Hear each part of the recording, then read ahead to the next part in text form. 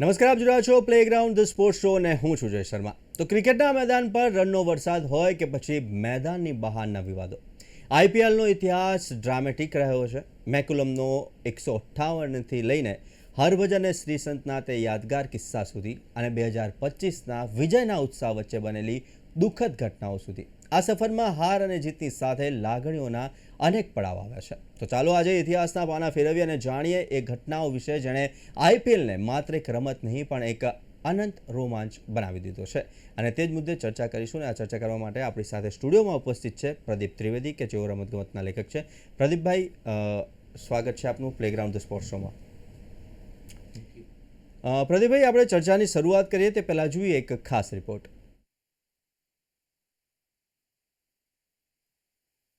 આવ્યા ઘણા સારા આઈપીએલની લાંબી સફરમાં ઘણા ઉતાર ચઢાવ આવ્યા, ઘણા સારા નરસા પ્રસંગો બન્યા. ક્રિકેટ ઉપરાંત પણ રોમાંચક ઘટનાઓ બની અને ઇતિહાસના પાના પર લખાઈ ગઈ. આજે આવી ઘટનાઓને યાદ કરીએ તો સૌ પ્રથમ આપણને યાદ આવે હરભજન શ્રીસંતની મેદાનની લડાઈ અને તે યાદગાર લાફો. 200ની પ્રથમ સિઝનમાં જ મેકુલમના 158 અણનમ રન્સ. 2009ની આઈપીએલ સાઉથ આફ્રિકામાં ખસેડવામાં આવી. 2020માં કોરોનાના કારણે પરદેશમાં આઈપીએલ ગઈ. 2019માં મુંબઈએ ચેન્નાઈને માત્ર 1 રનથી હરાવ્યું અને 2020માં દુબઈમાં રમાયેલી આઈપીએલની એક મેચનું પરિણામ સુપર ઓવરમાં આવ્યું. સટ્ટાબાજી પ્રકરણમાં ચેન્નાઈ અને રાજસ્થાનની બે ટીમોને 2 વર્ષ માટે સસ્પેન્ડ કરવાઈ. શાહરૂખ ખાન પર પ્રતિબંધ લદાયો. રવિન્દ્ર જાડેજાને પણ 1 વર્ષ માટે બેન કરવામાં આવ્યો. 2025 આઈપીએલ વિજયની ઉજવણીમાં 11 લોકોના મૃત્યુ થયા અને અનેક રસપ્રદ ઘટનાઓ બની. પ્રદીપભાઈ, તો હવે ચર્ચાની શરૂઆત કરીએ તો આઈપીએલ અને આઈપીએલના રોમાંચક કિસ્સાઓની આ સફરમાં સૌથી ચર્ચાસ્પદ ખેલાડી શ્રીસંત રહ્યો છે. પ્રથમ T20 વર્લ્ડ કપનો મહત્વનો એક ખેલાડી, મેચ ફિક્સિંગ અને હરભજન સાથેની લડાઈ, અને તેના કારણે તે ચર્ચામાં રહ્યો. શું છે શ્રીસંતની સ્ટોરી? જયભાઈ, સૌપ્રથમ તો આજના દર્શક મિત્રોને રામનવમીની શુભેચ્છાઓ. હવે આઈપીએલની શરૂઆત થઈ હતી 18મી એપ્રિલ 2008ના રોજ.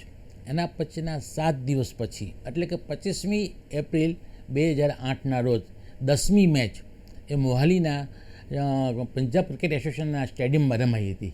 એ વખતે પંજાબ અને મુંબઈની ટીમ વચ્ચેની મેચનું આયોજન થયું હતું. પંજાબની ટીમનો કેપ્ટન હતો યુવરાજસિંહ અને મુંબઈની ટીમના કેપ્ટન હતા હરભજનસિંહ. હરભજનસિંહે ટોસ જીતીને સૌ પ્રથમ ફિલ્ડિંગ લીધી અને પંજાબની ટીમને બેટિંગ આપી. તો પંજાબની ટીમે 20 ઓવરમાં 182 રન બનાવ્યા. આમાં હરભજનસિંહે પણ 3 વિકેટ ઝડપીને શ્રેષ્ઠ દેખાવ કર્યો હતો. આના પછી જ્યારે 182 રનને ચેઝ કરવા માટે ત્યારે મુંબઈની ટીમ મેદાનમાં ઉતરી. તો મુંબઈની ટીમ ઇરફાન, સંત અને ચહલની બોલિંગની સામે ફક્ત 116 રનમાં 9 વિકેટે આઉટ થઈ ગઈ. એટલે કે તેઓ 66 રનથી હાર્યા. પણ આ વખતે ઘટના એક મહત્ત્વની એ બની કે કેપ્ટન હરભજનસિંહ જ્યારે બેટિંગ કરવા આવ્યો ત્યારે ઇરફાન પઠાણની એક જ બોલમાં તે LBW આઉટ થઈને તેને મેદાનમાં છોડી પાછું જવું પડ્યું. આ એક એનામાં એક પ્રકારની આક્રોશ તો હતો જ એના પાસે. જ્યારે પંજાબની ટીમ જીતીને આવી ત્યારે જેમ પ્રોટોકોલ પ્રમાણે એક ટીમ બીજા ટીમને હાથ મેળવે છે અને એકબીજાને શુભેચ્છા પાઠવે છે. એ સમયે હરભજનસિંહ પંજાબ ટીમના ખેલાડીઓને હાથ મેળવી રહ્યો હતો. જ્યારે શ્રીસંત એમની પાસે આવ્યા ત્યારે શું થયું કે અચાનક તેના પર થપ્પડ મારી દીધી. ને થપ્પડ માર્યા પછી આખું મેદાન, સ્ટેડિયમ ને લોકો જોનારા અવાક થઈ ગયા કે વોટ હેપન, શું થયું આ અચાનક. અને શ્રીસંત માત્ર 25 વર્ષનો હતો અને ધ્રુસકે મેદાનમાં રડી પડ્યો. આ ઘટનાની નોંધ BCCIએ બહુ મહત્ત્વની લીધી અને કડકમાં કડક સજા ફરકાવી. અને હરભજનસિંહને એ જ વખતે 11 આઈપીએલ અને 5 ODI રમવા માટે પ્રતિબંધ મૂકવામાં આવ્યો. એટલે આ આઈપીએલના ઇતિહાસની જ્યારે પણ ચર્ચા કરવામાં આવે ત્યારે સૌથી પ્રથમ પહેલા જ વર્ષમાં બનેલી આ ઘટનાને દરેક વર્ષે યાદ કરવામાં આવતી હોય છે. જયભાઈ, પ્રદીપભાઈ, આઈપીએલ જે છે હવે એક એન્ટરટેનમેન્ટ શો બની ગયું છે અને આઈપીએલ ક્રિકેટની સૌ કોઈ ખાસ રાહ જોતા હોય છે અને તેની જે સિઝન જેવી તારીખો સામે આવેલા લોકોમાં એક રોમાંચ અને એક ઉત્સાહ જોવા મળતો છે. પરંતુ ખેર આઈપીએલ રમાય છે, લોકોની લાગણીઓ સાથે પણ રમાય છે અને ક્યારેક ગ્રાઉન્ડ ઉપર પણ ક્યાંક લાગણીઓ બહાર આવી જતી હોય છે. પ્રદીપભાઈ, ખાસ કરીને જો બીજી એક વાત કરીએ તો મેકુલમની વાત કરી છે. મેકુલમના એ અણનમ 158 રન જે ક્યારેય પણ નહીં ભૂલાય અને તે ઘણા ચર્ચામાં રહ્યા. કેવી સ્થિતિ હતી આ સ્કોર બન્યો ત્યારે અને શું બન્યું કે મેકુલમના આ અણનમ 158 ક્યારે નહીં ભૂલાય? હવે આઈપીએલની સિઝનની શરૂઆત 2008માં થઈ. તમને કહ્યું એ પ્રમાણે 18મી એપ્રિલ 2008ના રોજ ભારતીય ક્રિકેટ જગતમાં એક નવો યુગનો શરૂઆત થઈ આઈપીએલ ક્રિકેટ દ્વારા. શા માટે? તો ક્રિકેટ તો રમાતી જ થઈ, one day cricket, T20 cricket ને ટેસ્ટ મેચ, પરંતુ આઈપીએલ એક એવું મનોરંજન સાથેની, એન્ટરટેનમેન્ટ સાથેની ક્રિકેટનો એક યુગ નવો શરૂ થયો હતો 18મી એપ્રિલના રોજ. હવે એ દિવસે વહેલી મેચ બેંગ્લોરના એમ ચિન્નાસ્વામી સ્ટેડિયમ ખાતે રમાઈ હતી. એ વખતે બેંગ્લોર અને કોલકાતા નાઇટ રાઇડર્સ બંને વચ્ચેની મેચનું આયોજન કરવામાં આવ્યું હતું. પહેલી મેચ હતી, ઐતિહાસિક મેચ હતી. કોલકાતા નાઇટ રાઇડર્સના કેપ્ટન હતા સૌરવ ગાંગુલી અને બેંગ્લોર ટીમના હતા આપણે દ્રવિડ. તો એ બંને વચ્ચેની પ્રથમ મેચની અંદર સૌ પ્રથમ વખત ટોસ જીતીને બેટિંગ આપવામાં આવી અને કોલકાતા નાઇટ રાઇડર્સ છે એ વખતે 222 રન 3 વિકેટે બનાવ્યા. તેની સામે રાહુલ દ્રવિડની બેંગ્લોરની જે ટીમ હતી તેને ફક્ત 82 રનમાંથી ઓલ આઉટ થઈ ગઈ અને 140 જેવા મોટા રનથી કોલકાતા નાઇટ રાઇડર્સ એટલે કે સૌરવ ગાંગુલી જેનો કેપ્ટન હતો એ જીતી ગઈ. હવે આ વખતે ઘટનામાં મોટો હીરો એ જ હતો કોલકાતા નાઇટ રાઇડર્સનો સેકન્ડ ઓપનર કહી શકાય તે ન્યૂઝીલેન્ડનો 27 વર્ષનો જમોડી બેટ્સમેન બ્રેન્ડન મેકમુલમ. તેને ફક્ત 73 દડામાં 158 રન ફટકાર્યા. વિચાર તો કરો તમે, એની સ્ટ્રાઇક રેટ 261 રનની રહી હતી. એટલું જ નહીં, પરંતુ 13 સિક્સર અને 10 બાઉન્ડ્રી ફટકારી હતી ને જે નોટ આઉટ 158 બન્યા હતા. એટલે આ પહેલાં જ વર્લ્ડ કપની પહેલી જ મેચમાં એટલો બધો અદ્ભુત રોમાંચ અને એટલી બધી અદ્ભુત બેટિંગ જોવા મળી કે લોકોને આઈપીએલની મેચો જોવા માટેનું એક નવું એટ્રેક્શન, નવું એક પ્રકારની લાગણીઓ એ વખતે જ જન્મી હતી. પ્રદીપભાઈ, રોમાંચક પ્રસંગોની આપણે વાત કરી રહ્યા છીએ ત્યારે વધુ એક રોમાંચક પ્રસંગની વાત કરીએ તો આઈપીએલ ભારતની બહાર કેટલીક વાર રમાડવામાં આવી. તેના કયા કારણો હતો ને કેવી રહી હતી આ બહાર રમાયેલી આઈપીએલ? કારણ કે આઈપીએલ જ્યારે બી આવે ત્યારે કહેવાય છે કે ગુજરાતની અંદર કોઈ પણ ઇવેન્ટ હોય, પછી તે ક્રિકેટની હોય કે કોઈ ફંક્શન હોય કે કોઈ કોન્સર્ટ હોય, પરંતુ એક હર્ષો ઉલ્લાસ સાથે ને તહેવારની જેમ આઈપીએલ લોકો ઉજવતા હોય છે, ખાસ કરીને ગુજરાતની અંદર. આમ તો બધી જ જગ્યાએ તહેવાર જેવો માહોલ હોય છે, પરંતુ ગુજરાત એમાં સૌથી આગળ છે. ત્યારે આઈપીએલની જ્યારે ભારતની બહાર કેટલીક વાર મેચ રમવામાં આવી, તેના કારણો શું હતા, કયા કારણોથી તે મેચો બહાર ગઈ અને બહાર કેવો તેમને ફીડબેક મળ્યો? આઈપીએલ 2008થી શરૂ થયા માંડી ને આજ સુધી જુઓ તો 18 વર્ષના ઇતિહાસમાં આઈપીએલ ટોટલી 2 વખત ભારતની બહાર રમવા ગઈ છે, એટલે પરદેશ ગમન કરવું પડ્યું છે. એના માટેના વિવિધ કારણો હતા. સૌ પ્રથમ તો એ હતું કે 2008માં આઈપીએલની શરૂઆત થઈ ને 2009માં જ બીજા જ વર્ષમાં આઈપીએલને ભારત છોડીને અન્યત્ર રમવાની ફરજ પડી, કારણ કે 2009ની અંદર એક સામાન્ય ચૂંટણી ભારતમાં આવી રહી હતી. ચૂંટણીના કારણે માર્ચ મહિનામાં જે આઈપીએલનું આયોજન કરવામાં આવ્યું હતું તે લગભગ શક્ય નહોતું કે આઈપીએલને માટે જે જાતની સિક્યુરિટી પૂરી પાડવી પડે તે ચૂંટણીના કારણે આપવું શક્ય નહોતું. બીજું શું હતું કે 3 માર્ચ 2009ના રોજ પાકિસ્તાનના લાહોરમાં શ્રીલંકાની ટીમ પર થયેલો હુમલો એ પણ એક કારણ એવું હતું કે જો ખેલાડીઓને પૂરતા પ્રમાણમાં સુરક્ષા આપવામાં ન આવે તો પણ ખતરો ઊભો થઈ શકે. અને ભારત સરકારે દ્વારા જે અર્ધલશ્કરી દળોએ પણ આ પ્રકારની સુરક્ષા ચૂંટણીના કારણે પૂરી પાડવાની મનાઈ કરી હતી. તો આ બધા કારણોસર આઈપીએલને ભારત એટલે કે મુંબઈથી 8,800 કિલોમીટર દૂર એટલે કે 16 કલાકના પ્રવાસ કરવો પડે એટલી દૂર દક્ષિણ આફ્રિકામાં રમાડવી પડી. અને દક્ષિણ આફ્રિકામાં આ 8 સ્તરોએ 2009નો આઈપીએલની બીજી શ્રેણી રમાઈ, જેની અંદર કહી શકાય કે ડેક્કન ચાર્જીસે વિજય મેળવ્યો અને રોયલ ચેલેન્જર્સ બેંગ્લોર એનો રનર્સઅપ હતું. આ પછી બીજી ઘટના યાદ આવે છે તે 2020ની, જે આપ સૌ જાણો છો કે 2020 એટલે COVID-19 કોરોના, સર્વત્ર કોરોના ફેલાયેલો હતો. કોરોનાના કારણે ઇન્ડિયામાં કે કોઈ પણ જગ્યાએ મેચ રમાડવી બહુ મુશ્કેલ હતી. એટલું જ નહીં, પરંતુ કોરોનાના કારણે એ વખતે 14મી એપ્રિલ સુધી મેચને સ્થગિત કરવામાં આવી હતી.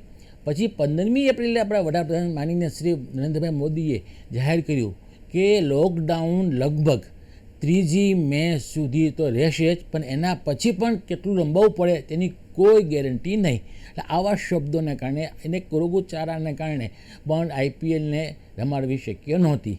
એ ઉપરાંત મહારાષ્ટ્રના એ વખતના તત્કાલીન મુખ્યમંત્રી શ્રી ઉદ્ધવ ઠાકરે પણ કહ્યું કે અમારે ત્યાં મેચ તો જ રમાડી શકાય કે જો પ્રેક્ષકોને અંદર આવવાની અનુમતિ આપવામાં આવે નહીં, ફક્ત ખેલાડીઓ જ રમે, સ્ટેડિયમ ટોટલી ખાલી રહે. એટલે આવી બધી શરતોના કારણે આઈપીએલ રમાડવી અશક્ય હતું અને એને કારણે 2020ની આઈપીએલ દુબઈમાં ખસેડવી પડી. અને આઈપીએલના ઇતિહાસમાં પહેલી વખત સપ્ટેમ્બર, ઓક્ટોબર, નવેમ્બરના સમય દરમિયાન આઈપીએલ દુબઈમાં રમાઈ અને દુબઈની અંદર 3 શહેરોની અંદર આઈપીએલનું આયોજન કરવામાં આવ્યું, જેમાં છેલ્લે ફાઇનલ મેચમાં મુંબઈ ઇન્ડિયન્સ ટીમે ત્યાં વિજય મેળવ્યો હતો. પ્રદીપભાઈ, આઈપીએલની ખૂબ લાંબી સફર 2008થી માંડીને અત્યારે 2026 અને આઈપીએલની આ લાંબી સફરમાં એક ઘટના એક એવી બની કે જેમાં 2 ટીમો આઈપીએલમાંથી સસ્પેન્ડ થઈ. એ સસ્પેન્ડ થવાના કારણો શું, અને બીજી વાત કે આ સસ્પેન્ડેડ ટીમના ખેલાડીઓ આ 2 વર્ષ દરમિયાન આઈપીએલની મેચો રમ્યા હતા ખરા, તો તેના સ્થાને કોઈ નવી ટીમો આવી હતી?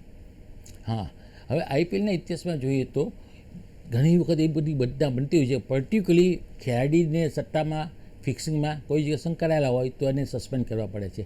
તો એક આખી ટીમ, જેને કહી શકાય ચેન્નાઈ બરાબર, ચેન્નાઈ ટીમ એક એવી ટીમ હતી 2015 સુધીમાં તેને 2 વખત ચેમ્પિયનશિપ અને 4 વખત રનર્સ અપના ટાઇટલ મેળવ્યા હતા.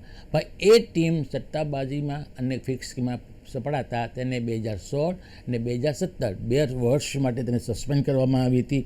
એટલું જ નહીં, પરંતુ તેની સાથે સાથે વિચારીએ તો બીજી ટીમ કહી શકાય રાજસ્થાન રોયલ્સ, તેને પણ સસ્પેન્ડ કરવામાં આવી હતી, જે 2008ની અંદર ચેમ્પિયન બની હતી.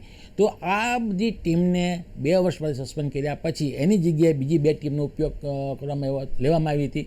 તે હતી ગુજરાત લાયન્સ હતી આપણી, અને બીજી પુણે વોરિયર્સ હતી. એટલે 2 ટીમનો સમાવેશ એમાં કરવામાં આવ્યો હતો. અને આ 2 ટીમને 2 વર્ષ સુધી, એટલે કે 2016, 2017 એમ 2 વર્ષ સુધી તેને સસ્પેન્ડ કરીને મૂકી દેવામાં આવી હતી.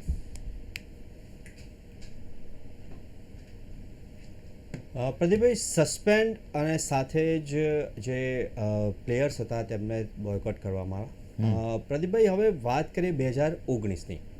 2019ની મુંબઈ અને ચેન્નઈ વચ્ચેની રોમાંચક મેચની કઈ યાદો આપના પાસે છે? કેવી હતી આ મેચ? અને ખાસ કરીને જ્યારે મુંબઈ અને સામે ચેન્નઈ, અને યલો ફીવર કહેવાય છે અને બ્લુ ફીવર કહેવાય છે, અને ઘણીવાર આપણે જોયું છે કે જ્યારે પણ ચેન્નઈની મેચ હોય તો આપણે આખા ગ્રાઉન્ડની અંદર સામે કઈ ટીમ છે તેનાથી કોઈ નિસ્બત નથી, કોણ સારામાં સારો પ્લેયર છે તેનાથી કોઈ નિસ્બત નહીં, પરંતુ આખા ગ્રાઉન્ડમાં એક જ વસ્તુ જોવા મળે, એ છે યલો ટી શર્ટ.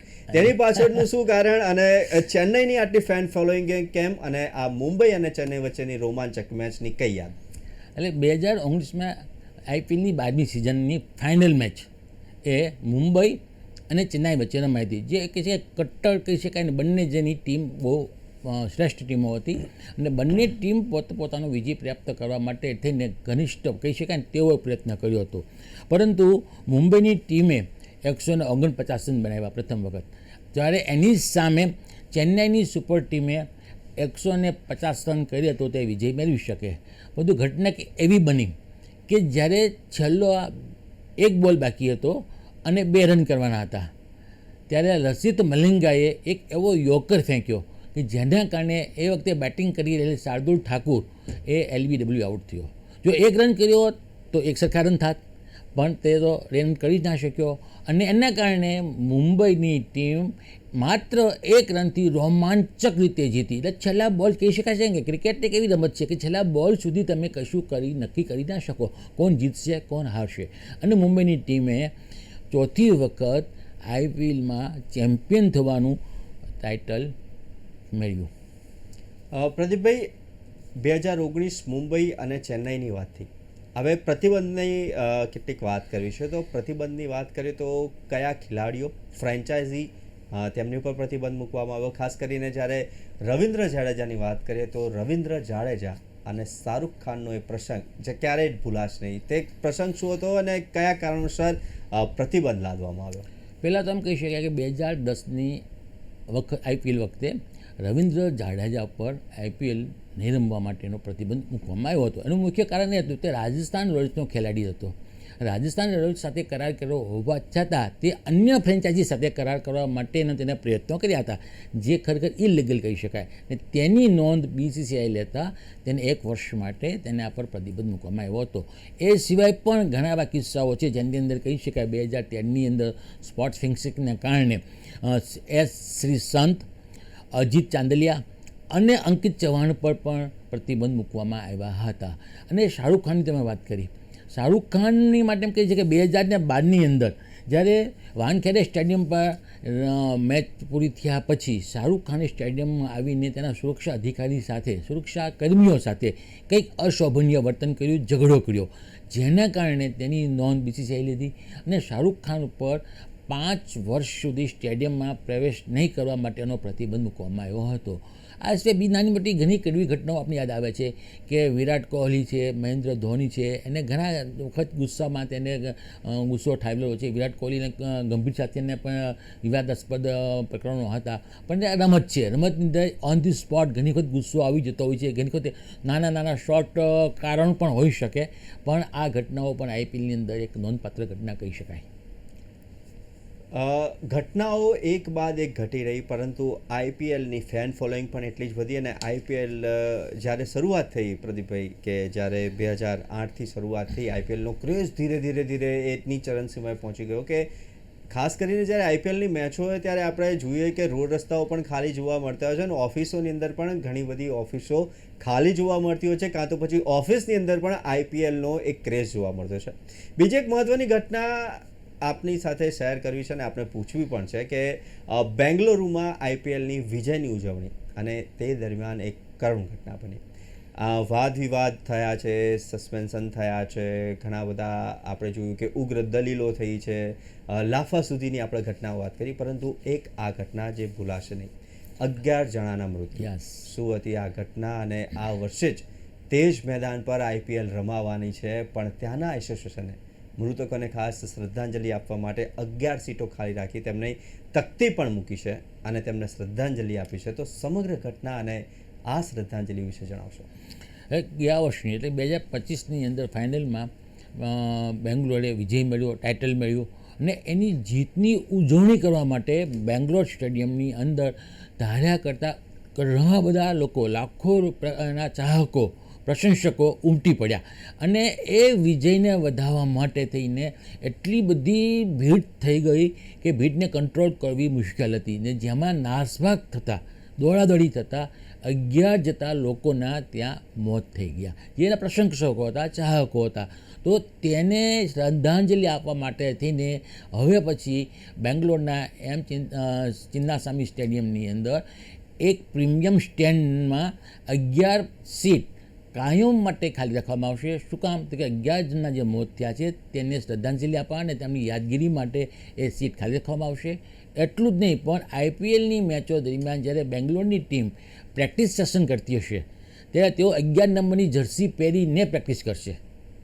એટલું જ નહીં, પરંતુ જ્યારે મેચ આ સ્ટેડિયમમાં રમાશે ત્યારે 11 જણના નામ એનાઉન્સ કરવામાં આવશે સ્ટેડિયમમાં અને તેને શ્રદ્ધાંજલિ આપવા માટે મૌન પણ પાડવામાં આવશે તેવું નક્કી કરવામાં આવ્યું છે.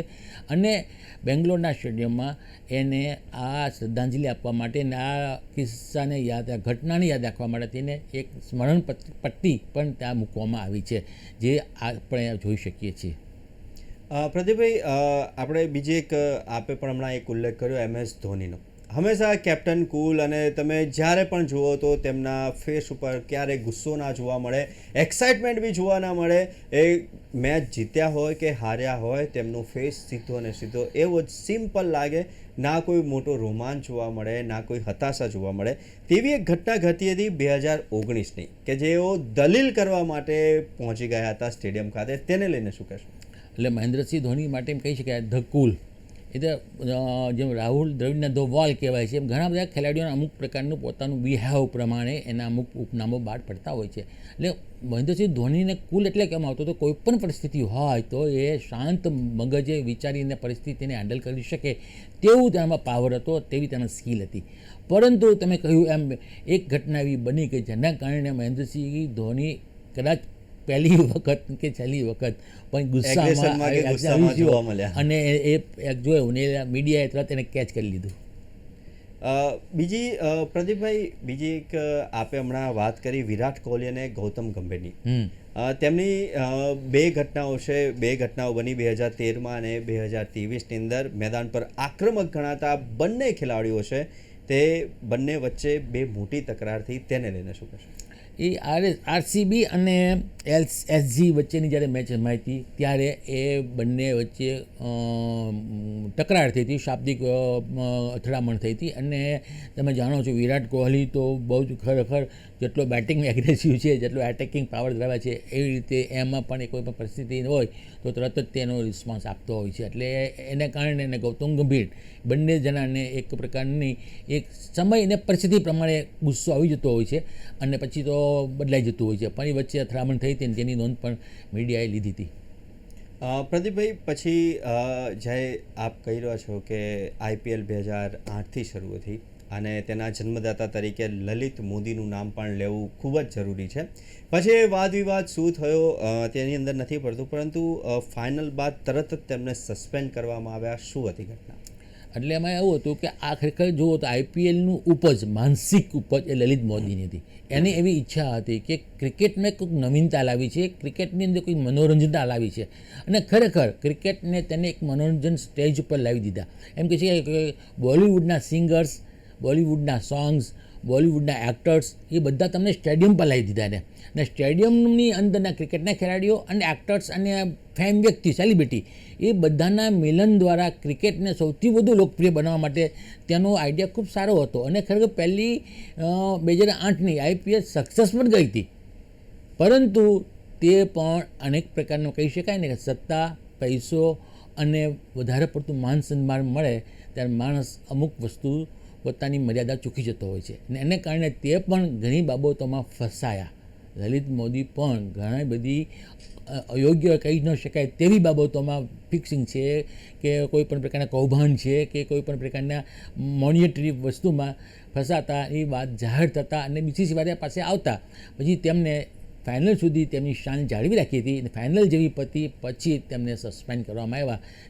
પરંતુ તેમની આ એક IPL તરીકેની જે ઇમેજ હતી એ ધીમે ધીમે આજે 2019 આપણે 19મી IPL સુધી પહોંચ્યા છીએ આપણે, અને તેને માટે એને યાદ તો આપણે કરવા જ પડે છે.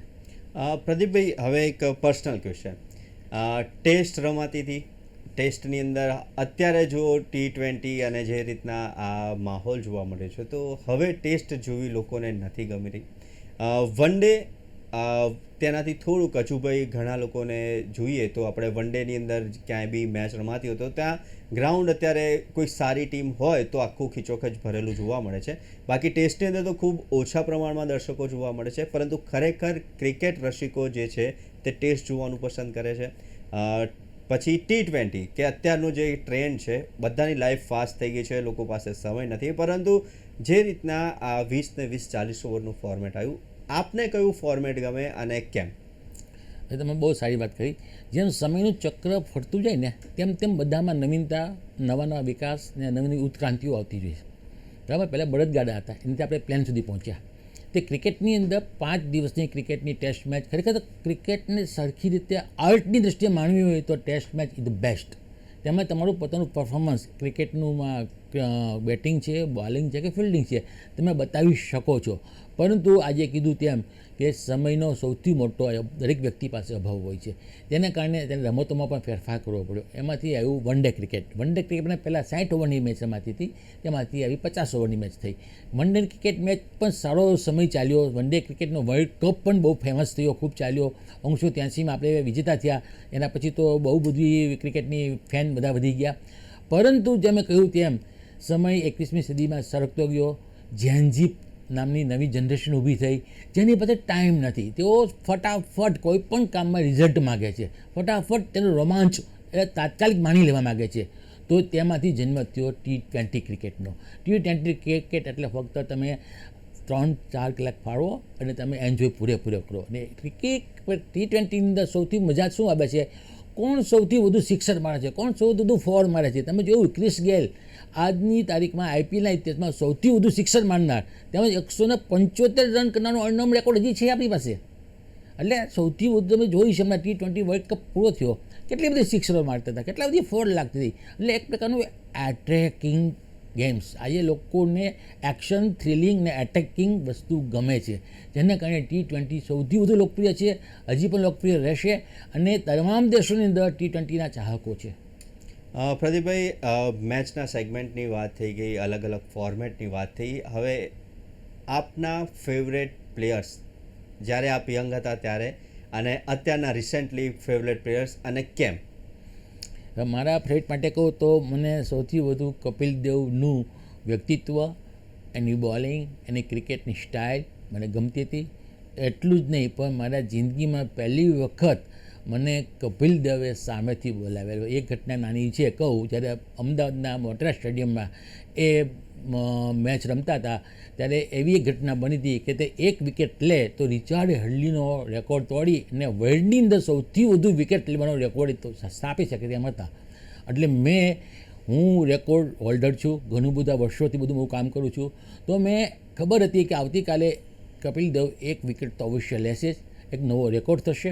એટલે મેં અગાઉથી એના 8 પાના ગુજરાત સમાચારની અંદર બનાવીને તૈયાર રાખ્યા હતા. જેવી એક વિકેટ લે એટલે મારે એ એક વિકેટ લઈ અને વર્લ્ડ રેકોર્ડ છાપી મારવું. અને ખરેખર એવી ઘટના બની અને બીજા દિવસે ન્યૂઝપેપર બધા બહાર પડ્યા. વર્લ્ડના તમામ ન્યૂઝપેપરે દરેક ભાષામાં કપિલ દેવની સિદ્ધિને વધાવી, પરંતુ મારું ન્યૂઝપેપર હતું એ 8 પાનાનું હતું. એના વિશે કમ્પ્લીટ પહેલી વિકેટથી માંડીને છેક 433 સુધીની વિકેટની બધી જ ઘટનાઓ લખી હતી. એનું પર્સનલ લાઈવ વિશે પણ લખેલું ને કયા દેશમાં કેટલી લીધી બધું મેં કામ કરેલું. એ જોયા પછી જ્યારે ક્રિકેટ રમતા ત્યાં ટેસ્ટ મેચ ચાલતી હતી અને ઇન્ટરવ્યૂમાં મને ત્યાં મેનેજરને કહેવામાં આવ્યું કે આ ન્યૂઝપેપર કોનું છે ને કોને લેખ લીખી મને મળવું છે. ત્યારે હું મારી બેંકમાં સર્વિસ કરતો હતો. મારી બેંક પર ગુજરાત સમાચારવાળાનો ફોન આવ્યો કે તને કપિલ દેવ યાદ કરે છે. I can not believe it.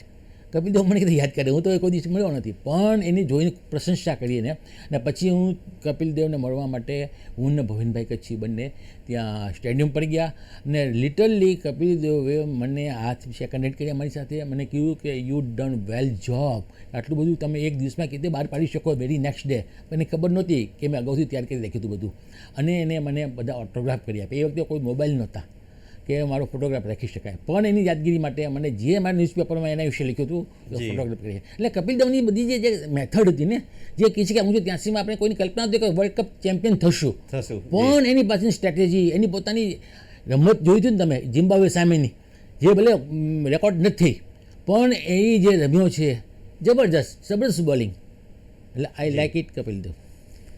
તો આથી અવનવી વાતો આઈપીએલને ને કેટલીક ખાસ પ્રદીપભાઈ ત્રિવેદીની કેટલીક એવી પળો, એવી ક્ષણો કે જેમણે કેદ કરી હતી, લખી હતી અને તેમના કારણે તેમણે કપિલ દેવને પણ મળ્યા હતા. તો પ્રદીપભાઈ, આપ અમારી સાથે જોડાયા પ્લેગ્રાઉન્ડ ધ સ્પોર્ટ્સ શોમાં અને ચર્ચા કરી તે બદલ ખૂબ ખૂબ આભાર.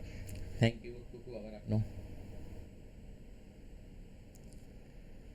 તો આવી જ રીતના દરેક સ્પોર્ટ્સ ઇવેન્ટ્સના પ્રિવ્યૂ, રિવ્યૂ, એનાલિસિસ અને ડિસ્કશન માટે જોતા રહો પ્લેગ્રાઉન્ડ ધી સ્પોર્ટ્સ શો. નમસ્કાર.